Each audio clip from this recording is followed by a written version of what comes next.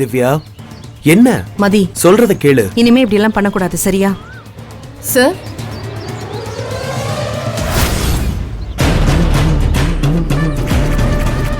மதி, திவ்யா, இனிமே நீங்க ரெண்டு பேரும் அடிச்சுக்க கூடாது.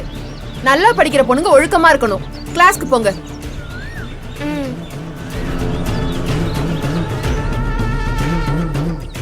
யார திரும்ப என் வாழ்க்கையில பார்க்க கூடாதுன்னு நினைச்சனோ அந்த ஆளோட பொண்ணுகிட்டயா மதி சண்டை போட்டிருக்கா? மறுபடியுமா? நம்ம மேல தப்பு இல்லைனாலும் வீணா கோவப்படுவாங்களே. இவங்க பொண்ணு கூடவா திவ்யா சண்டை போட்டிருக்கா?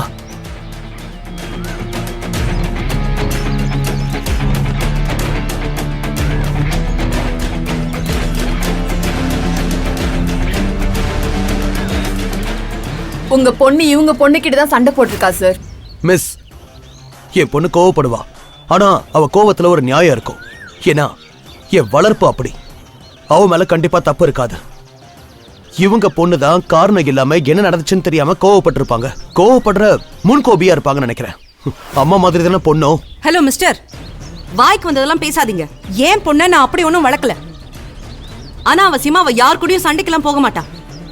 அதே சமயம் யாராச்சும் வந்து பிரச்சனை பண்ணாங்கன்னா சும்மாவும் விட மாட்டா. தேவையில்லாம பிரச்சனை பண்றதுதான் உங்க வேலையே. மிஸ், அவங்க பொண்ணு மேல தப்பு இல்லாம மதி சண்டைக்கெல்லாம் போயிருக்க மாட்டா. இல்ல மிஸ், இவங்க பொண்ணு மேலதான் தப்பு இருக்கும். ஹலோ ஹலோ ஹலோ, உங்க பசங்க சண்டை போட்டுக்கறாங்க.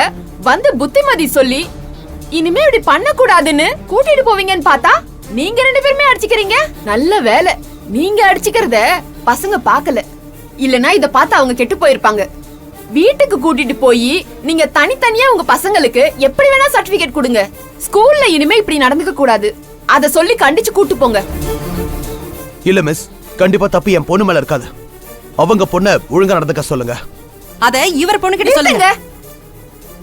உங்க சண்டைய வெளிய வச்சுக்கோங்க.